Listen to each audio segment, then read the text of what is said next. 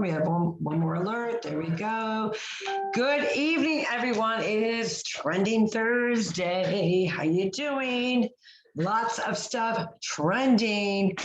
Okay, so did not know that was occurring. So that's okay. That's a surprise. Hi. Carol Sue, AKA Naughty Boss Live, TwoSistas. Hey, it's Go. Janice, AKA Wellness Diva 5.0. We're really switching things up tonight. You are, because I already put out an alert about something different, so I was not prepared. And Shite happens, but it happens in a good way. And we can cover other Shite tomorrow. I think Okay. Yeah, we'll see. But anyways, welcome everyone. We are excited. We have a surprise guest on this evening, Sandi Kern, Desire to Be Well. Welcome. We're so excited to have you. Thank you, girls. You know, I came up with the idea this morning and I wanted to surprise my sister. So she's surprised. I am. Surprise! Very surprised, because I was actually going to be talking about a very serious subject matter. So I am surprised, which is, we'll It's deal all with it. good. It's all good. Don't even worry about it. You look beautiful. Thank you. Thank you. Thank you. You look beautiful. Thank you. So I do have to, because I do have listeners that were expecting something else. So I do need to address that Sure. for a short period of time, because they're jumping on, or they are going to hit the replay button, because it was a very important issue about what many parents, grandparents, stakeholders are dealing with at the current time, which is really enlightening what is going on in a particular school district with doxing, which really came to light today. Not only has candidates been doxed, parents have been doxed, I've been doxed, and I want to address that issue. But I guess I will table it for tomorrow. So I apologize to the viewers that were getting on for that particular subject matter. I did not know that we were having one of my favorite recipe cookbook girls on, but I promise you, I'm sure she's going to be sharing so much goodness. And I will personally do a live after this on my page, because it can't wait till tomorrow. It's that important that I discuss those matters, and I'll do it on my own personal page. It's all good. So, and I do apologize a little bit for that, because obviously, you know, so many trending, very important matters happening in the world today. Correct. Sandi, we know obviously, and by the way, I just found my, excuse me, my cookbook. So I will have Gary take a picture of me and with the cookbook and get that over to you. So obviously you're in the Desire to Be Well kitchen. Tell us what's cooking. Yes. Actually, tonight is another recipe, experiment. We're doing a creamy salsa verde chicken. And send me the recipe. I want to send me the recipe. I want to be the experiment of trying it. Yes, the taste tester. Yes, it's just a chicken tenders, but with the vegan cream cheese and the green chilies and the salsa verde, and sounds delicious already. I'm getting hungry. So that's the recipe development. You know, it's in for book number 2 that's coming up. So tell me what's going to be different. I mean, because absolutely we share, and you know, to our viewers and listeners, you have to understand, when you're in the entrepreneurial world of sharing whatever your passion's about. Yes, there are some podcasts that get an endorsement. We do not get an endorsement from sharing certain entrepreneurs' passion, and the reason why we wouldn't even accept it, is because we believe in this entrepreneur so much that we want to share their journey and their passion, because that's really the root of entrepreneurship. You share other people's passion, and you don't look to gain something monumental financial from it. It's really about just sharing something that's working that we can all personally attest to. So with Sandi's cookbook, Desire to Be Well, it was instrumental. There it is. There's a gorgeous picture of it. I'm gonna have to go run out and get my copy because I have it next door in my kitchen. The whole piece of that is it's instrumental in my lifestyle because I was at that point where I had to switch gears. And you know, like when your gut is telling you, like, it's not working, girlfriend, like you're eating the wrong foods. Okay, but I still love this, this, and this.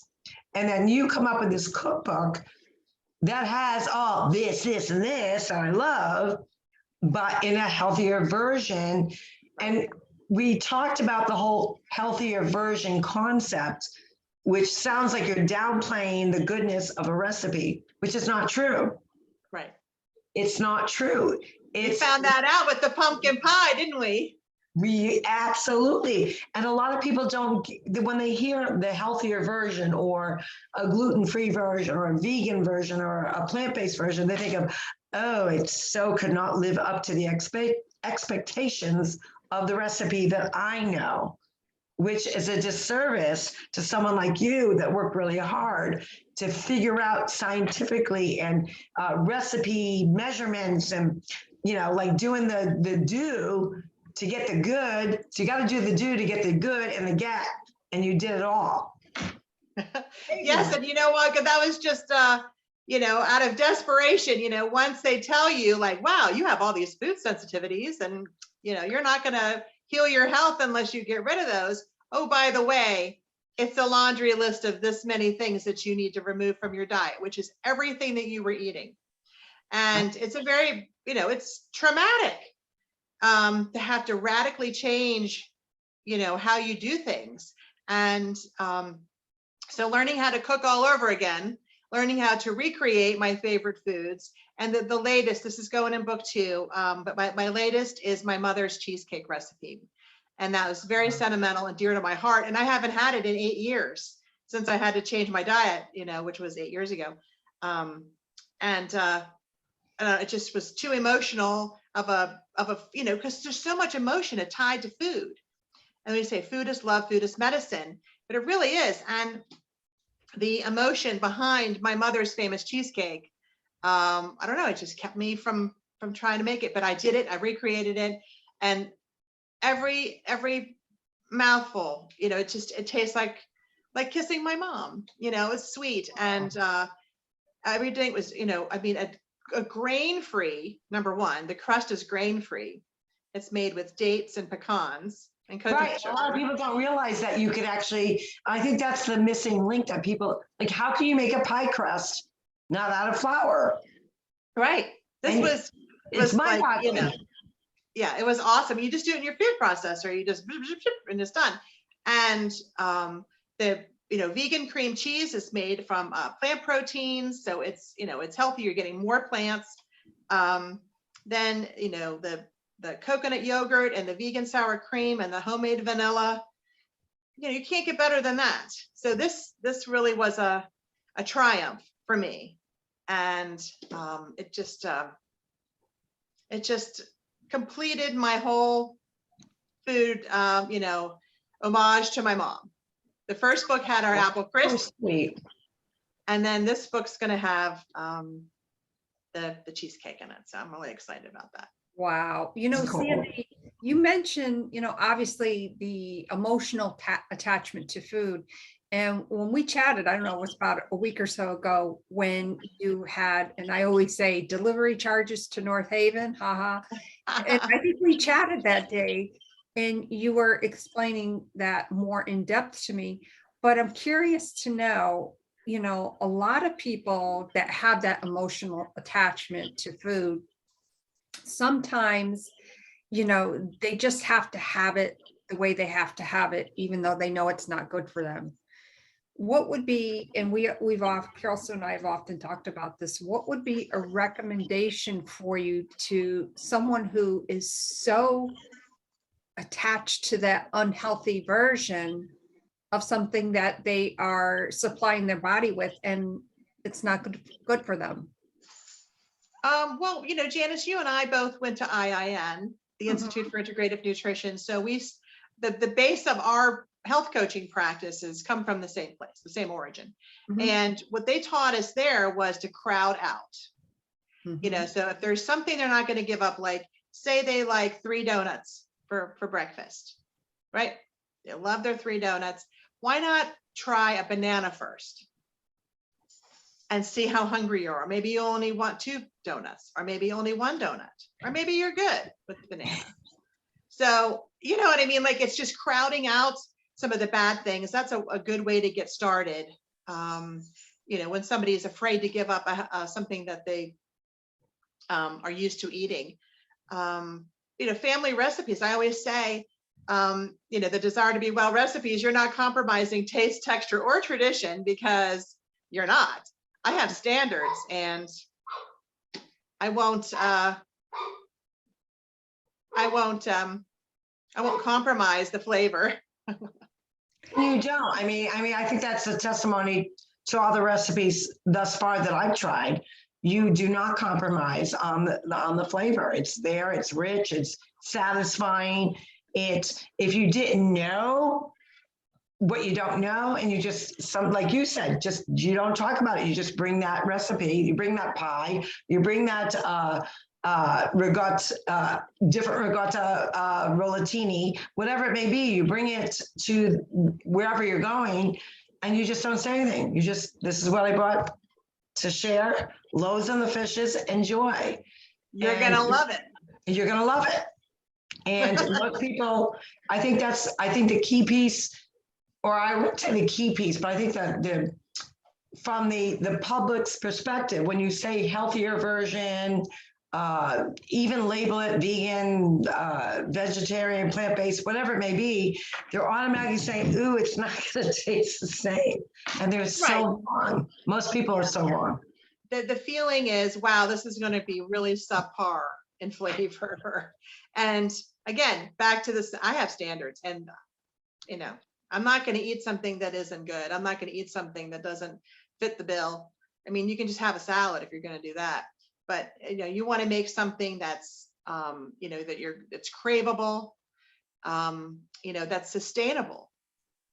Because if it's safe, sustainable food, right? That's simple to make.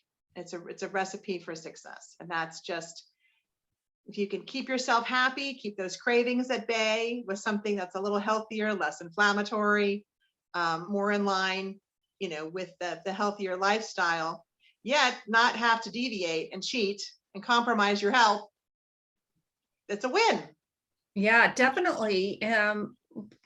The other side to that too, though, is for somebody that's going through a difficult, health time with eating certain foods, yet they still eat certain foods that aggravate a situation that they have. And it's almost, for me, it's almost heartbreaking, but at the same time, it makes me, I don't want to say mad, but a little mad. And, I'm just wondering, when somebody gets to that point, in your coaching practice, because we've often talked about this too, I am more, you are more functional, like you are the go-to functional guru. And I am more of the wellness transformation aspect of it. So I'm curious if you've ever coached someone in that regard, like if they're keeping a diary, let's say, and every time they have, sausage and peppers, they're getting sick, but they love sausage and peppers. Have you ever run into that situation where someone's like, no, I just have to have this, but you're like, but you wrote in your journal, you keep getting sick from it? Yeah, well, you have to do the work. You have to understand, you have to listen to your body. If peppers and onions and, sausage give you a problem, then, find an alternative that's going to soothe that craving. Mm-hmm. That would be my number one. And if they're still, resistant to that, then you need to, really have a heart to heart with them and say, you know, are you really committed to, you know, improving your health? Because this is obviously bothering you. And, you know, you're not going to feel your best. And we're just sort of spinning our wheels here if you're not going to take this seriously. You know, but yeah, I mean, there are times, you know, everybody is human and they mess up or they screw up. They're at a wedding or somebody's house and they ate something that they shouldn't have. It sets them back. And, you know, that should be that loaded gun, you know, that says, hey, you eat this, you're going to feel crappy. And the whole point is to, you know, you want to desire to be well. So, you know, if you're continuing to eat things that aren't serving your body, you know, there aren't any good foods or bad foods. It's whether or not they work for you, you know, and if it makes you feel bad or not, you know, or disrupts your health and well-being, then that's not for you. And you need to understand that sometimes it's just temporary. It doesn't mean forever. It just means, hey, you need to give your body a break to put this fire out because you're so inflamed. Apparently you're reacting to these, you know, proteins in from your blood, you get into your bloodstream, you're reacting to these proteins. So we need to put the fire out. So that means elimination. Elimination doesn't heal. Elimination puts the fire out. Once the inflammation is down, your body settles, then it's ready to heal. And then you can follow through with the gut healing protocols and the nutrition. But you can't start all of that while you're still inflamed. So you need to be able to put the fire out. That is so true. And that's the key piece to starting any new journey with gut health is you can change some things, but if you're still working against and you're still intaking the things that are inflaming you or aggravating your health, you're not partnering with it. And that's, I think, the key piece to any health journey that people understand. You have to understand that if I'm going to do this, I have to live the lifestyle completely. Yeah, it may take some time to adjust, new habit forming strategies that you might not necessarily been doing in the past that now you have to like do now, but you have to partner with a lifestyle. You can't like, I'm going to do this nutritional program and still eat all the things that aggravate my gut or inflame me, or like, it's not going to work. Yeah, you can't be that rebellious teenager that says, nobody's looking, so I'm going to eat this, or, you know. I'm going to eat those Twinkies 10 times a day and I don't care. Right. Not going to work. But that's, you know, there are people that have control issues like that. And, you know, that's where I get into my life coaching, the holistic side of it. So it's not just what you're eating, because that's a secondary, right? Janice and I learned about primary foods and secondary foods. And the primary foods are really what drive your life. So if there are things out of balance in your life, it doesn't matter how clean your diet is, because you're still not going to have that wellness, because you still have the stress or the not sleeping or the not drinking enough water, or you have stress in your relationships. Stress is a toxin, you know. So there's a lot of different areas that you want to balance. That's why there's a wellness wheel exercise in here to help remind you that, hey, maybe your focus is, you know, too much in one area and you need to spread the love a little bit and, you know, help balance your life a little more. And then, you know, maybe those Twinkies don't look so appealing, or the Krispy Kreme hot and ready is not going to make you turn in, because maybe you're a little more, I'm sorry, that sign, it's like Pavlov's dog. It's crazy. It's terrible. And when they were given donuts for, you know, vaccines, I thought I'd lose my mind. But anyway, yeah, it's when you're feeling better about yourself, then your cravings will subside. Weight loss, you know, all of that, that's all a product of clean eating, balanced life. And then your body will just, you know, whew, thank you. Right. Because it will then begin to settle down and you'll feel so much better. You know, you'll have that optimal health and stuff, but there's different areas that you need to work on. I dealt with some serious trauma, you know, over the holidays and stuff. And it threw me off course, and I needed to work through that and come out on the other side. So now I'm back on track, and but again, it goes back to the holistic principles of life balance and getting it together, cleaning up your act, and enjoying things. It may take a little extra time to source some of these ingredients, but they're all easily sourced. It's just like, buy this brand, not that brand. But there's such deliciousness in here. The roasted butternut squash soup, the cabbage steaks, the pineapple salsas, the buffalo bites, the sweet potato hummus. Well, it's so funny because I was talking about your cookbook over Easter weekend with our family. Oh, great. And ironically, so our niece, which is also my goddaughter, it was her birthday on Easter. So her daughter called me up and she goes, "Can you make that rollatini thing with whatever that other ricotta cheese is?" I go, "Did you make it?"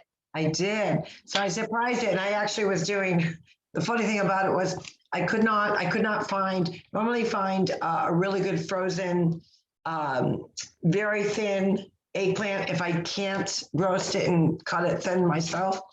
But I found a zucchini and I said, zucchini will work. So I'm making the recipe and I'm rolling it. So I asked my husband, I go, use the boomerang thing on my app. And I want you to, film me as I'm rolling it and doing all the different aspects of your recipe. And he's like, what? Because he's not social media, right. savvy, nor am I. But we worked it out. And the whole point of it was to surprise them with a recipe they absolutely loved. They didn't realize how healthy it was until I really explained it this past weekend. And I said, like, what do you mean? Like, there's Parmesan cheese on top. I go, no, those are vegan melts. Nay. But there's Parmesan cheese on that. I go, no, that's vegan cheese. And they go, well, what about the filling? I go, that's dairy-free, gluten-free, like no breadcrumbs, nothing. And they're like, but why does it taste this good? I go, that's the point. It tastes this good because it's ingredients that are out there that we don't associate with a recipe that tastes good. Like when you put the healthy, vegan, dairy-free, gluten-free tag on there, everyone's like, they freak out like, oh, like I'm suffering from the taste buds. People, you are so not suffering from the taste buds. It's delicious. Exactly. So cookbook 2. Yeah, it's coming. Because it's Trending Thursday. Yeah. So you got to give us something that's trending. Like what would you say, without giving it too much information, would be what you believe in your heart that you are going to implement in your new cookbook? And we don't know the name. We don't know when it's coming out. We don't even know like what the theme is. But if there's one tidbit that you could tell our viewers and listeners that you think is going to be a trending recipe. Oh, trending recipe. Well, because you're doing a new cookbook. Gotta be right. Well, there's the wellness part too.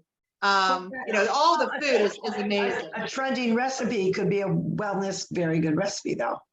Yeah. Well, I'm trying to think of what's real trendy. Pickled red onions. How to do pickled red onions. That's a trending food. Yes. How to do a quick pickle. Pickled food, fermented food. There's going to be a few of those in there. More spice blends, because spice. Everyone loves spice. It's very healthy, but also easier ways to, like. There's going to be my galette. There's going to be desserts, gratins, all kinds of amazing things. My mother's cheesecake, of course. Mm-hmm. Gonna do some all right, let's go back to the cheesecake. What? So let's go back to your mother's cheesecake. Yes. What would you say is going to be the surprise of that recipe that most people would not think would be in your mom's recipe, or your reinvented recipe of your mom's recipe? Definitely the crust. There you go. Yeah, the crust, it's amazing. And you get inspiration from all different places, right? And I'm trying to find like something, some way to do this where I'm not using gluten-free graham cracker crumbs. You know what I mean? I just want to kind of do something different. I know I could figure it out, and I did it, and it's very easy to follow because I did like twos, like 2 dates, to this, to Yeah. and it's easy to remember. So it's 2 2 2 2 and then 1 1, and in the food processor. Wouldn't you be curious to see, being in your kitchen, meaning Sandy's kitchen, experimenting with not only the ingredients, but the amounts? Like how many times, I think we can probably use your first cookbook as an example. How many attempts at changing the variations of ingredients, amounts of one recipe that you would say, this one recipe, I tried it, 60 times, 30 times before I got the right whatever. Right. Probably 4 or 5 times. Oh my God, that's all? Yeah. Really? Wow. I would be like 20s, 30s. No. I mean, I've made them 20 or 30 times, but it gets to the point where you're just so I was playing, just because here's this and this and this and this. And when I had to write it all down, I was like, all right, well, how much is and how much is because a lot of people, when they take a recipe, they say a pinch, I'm going to do 2 tablespoons. Oh, they do this, that. So for you, really trying to get the same flavors in the mouth, because really, when you enjoy food, it should be about what's like popping in your mouth. The flavors, you're ingesting it, you're like savoring it.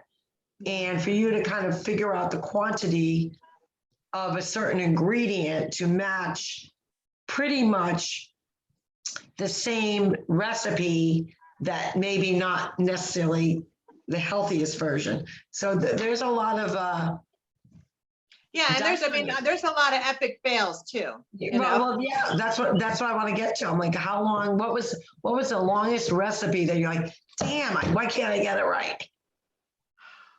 Trying to remember. It was a cupcake, like a freaking cupcake. Are you kidding me?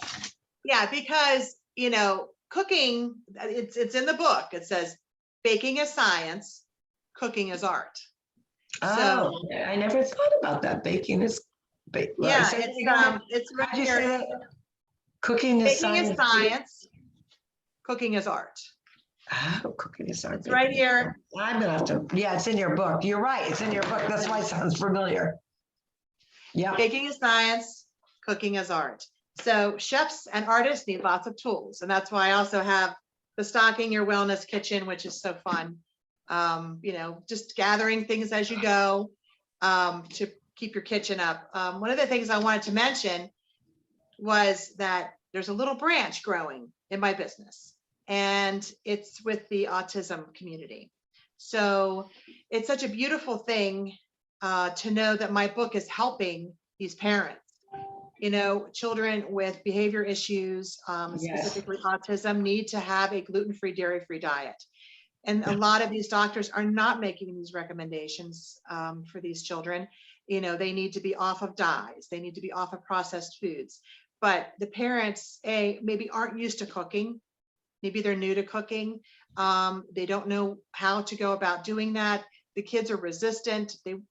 Maybe they're not used to cooking, and maybe it's not what they're used to eating. So they're not going to eat. And it's very frustrating to deal with a child that has behavior issues. So along comes Desire to Be Well, Recipes and Wellness for Health and Happiness, right? So it's the food, and it's all the food that the kids won't be resistant to. There's the macaroni and cheese, there's the cookies, the things that maybe would be off limits to them, is now something that they can have and enjoy, and it won't be a struggle. It's family friendly.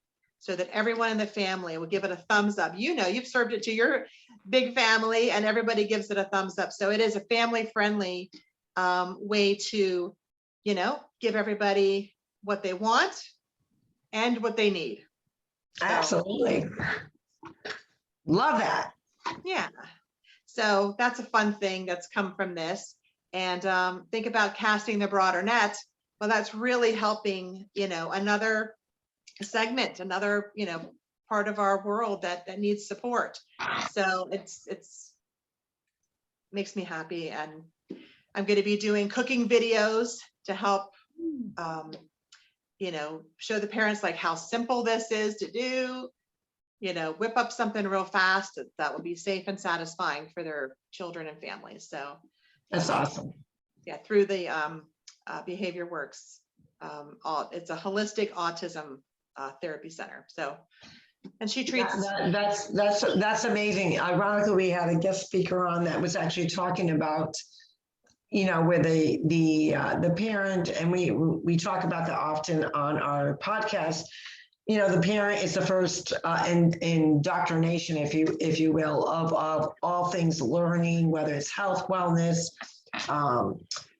good study habits, good hygiene, and far too much, you know, the main caregiver, maybe it's the mom, maybe it's the dad, either or, are so busy and consumed with just getting the meal out there.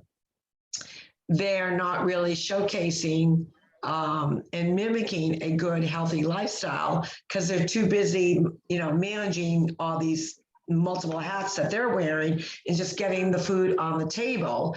And they're frequently eating, you know, maybe the leftovers or the sides that the picky child or, you know, a child that has those special needs is not eating. So they're eating that instead of showcasing them. We're going to sit down as a family. We're all going to eat healthy and showing the healthy habits. They learn that from the parents.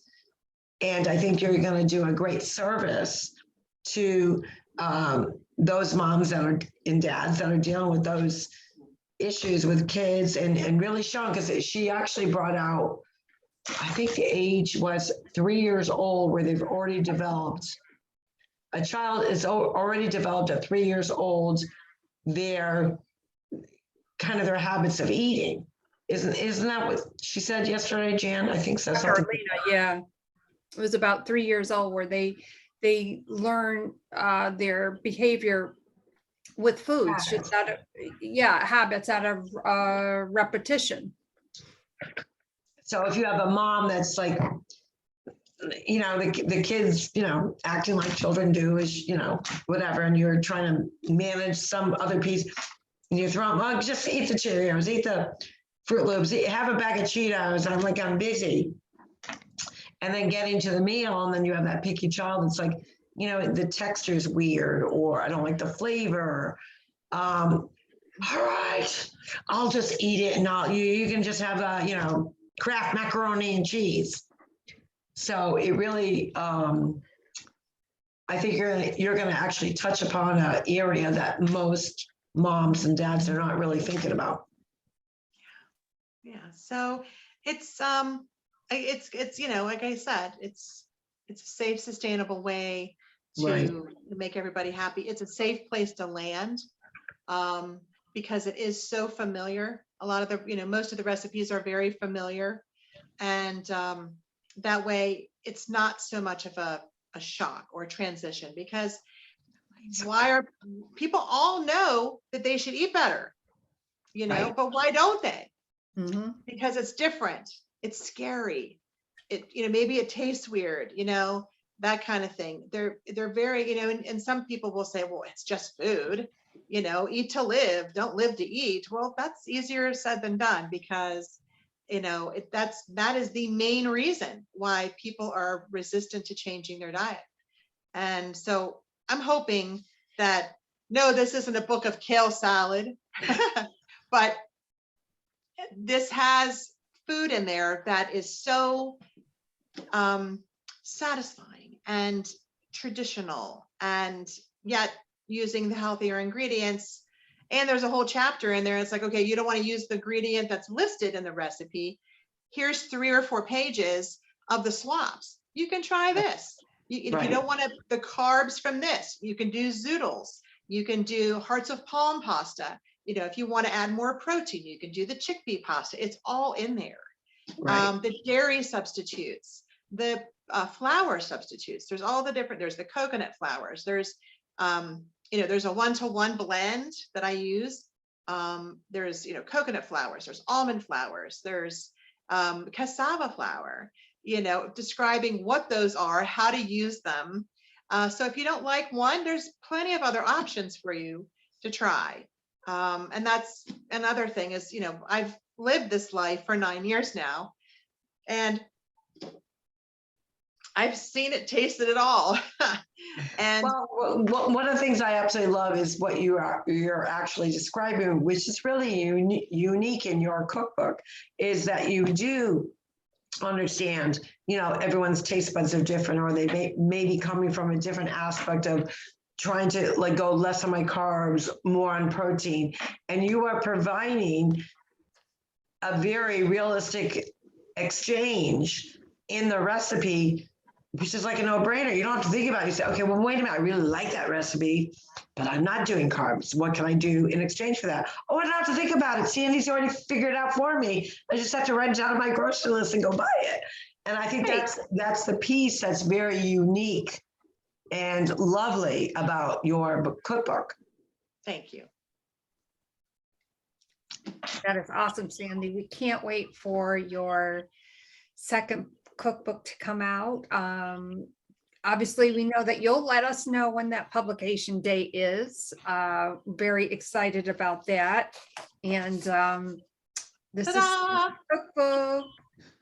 Yeah, we should definitely take a picture. So excited that I found this.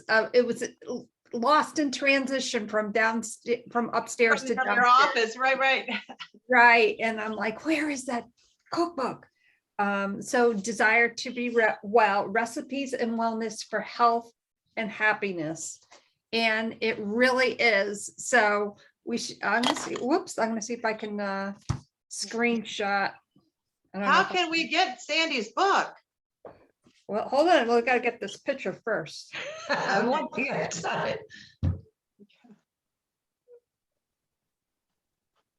I probably look like a dork, but that's okay. So Sandy, tell us how readers, our listeners and viewers can purchase your book. Look at the illustrations. Yes, So there's good. lots of pictures and big print. I know that I have to really commend you on that, because a lot of people make fun of me on my phone because my font is very big. Well, sadly, people, I will have to tell you that regardless of whether you're wearing glasses, cheaters or not, as you age, you really appreciate someone that thinks about big print. I know. So that's the worst thing is you're trying to make something, you're like, what? I can't read that. Is that a quarter teaspoon or is that you can really screw things up. Is that a teaspoon or a tablespoon? I've done that. I don't know.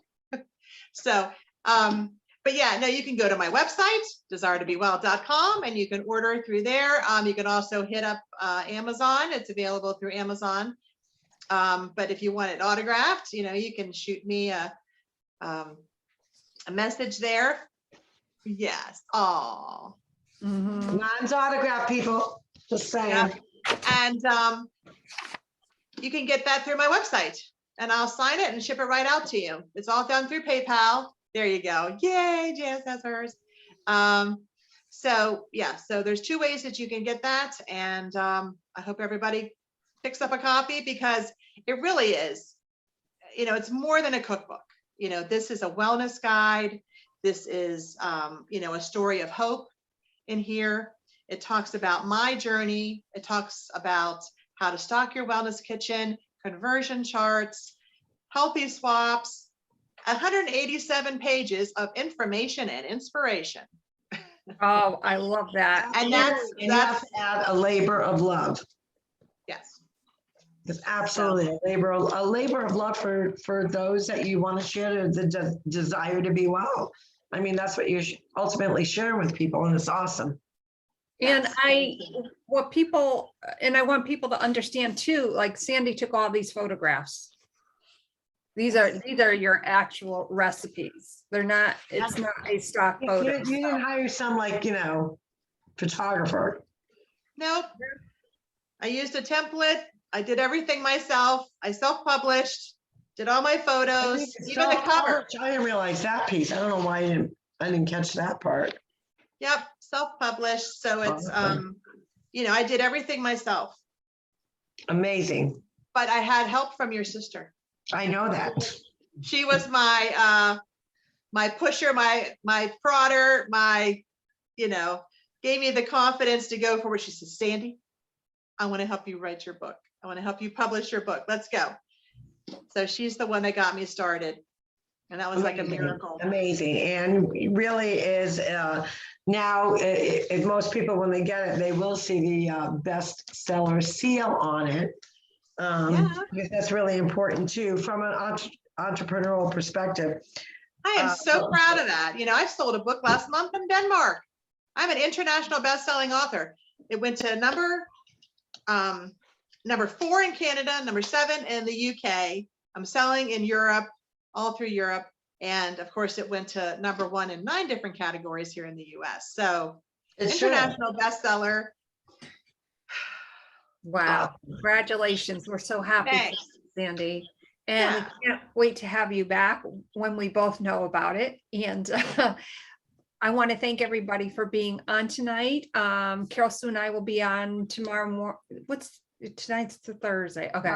Tomorrow, yes, we don't know exactly what time we're going on. It's maybe earlier than we normally go on, maybe 7 a.m.